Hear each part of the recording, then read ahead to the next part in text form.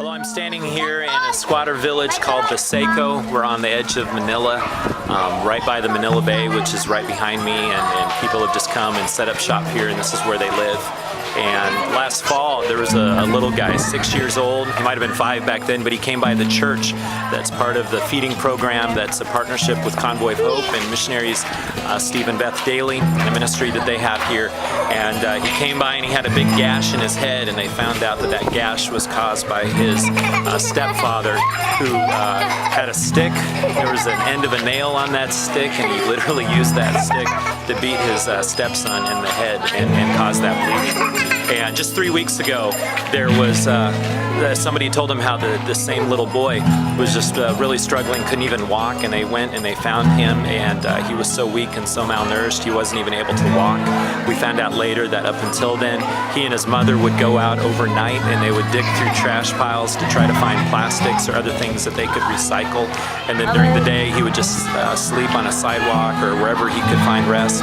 And he had to find his own food. They said, the other little children said a lot of times when they'd see him, he would just be out looking for food.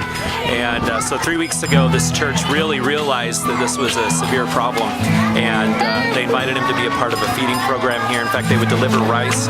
That's part of the program. It's a nutritious rice that they would take to his home. And over the next few weeks, he gained strength and he was able to then walk again. But then the pastor had a conversation with his parents, and his parents said, if you want him, you can have him. And so just 2 days ago, missionary Steve and Beth Daly were able to take him to an orphanage, and his parents signed all the papers they need. His parents didn't even wave goodbye to him. They said, just take him, he's yours. I don't know if they did it out of generosity to their son to give him a better life, or if they just didn't care. I'm not the one to judge that, but it's a difficult situation out here, but I'm so thankful for people like you who pray for and encourage what's happening out here, and our interns who are a part of the feeding program and a part of what's been happening here. And I just pray over this little guy and believe his best days are ahead. So that's a little story of a 6-year-old boy we met yesterday.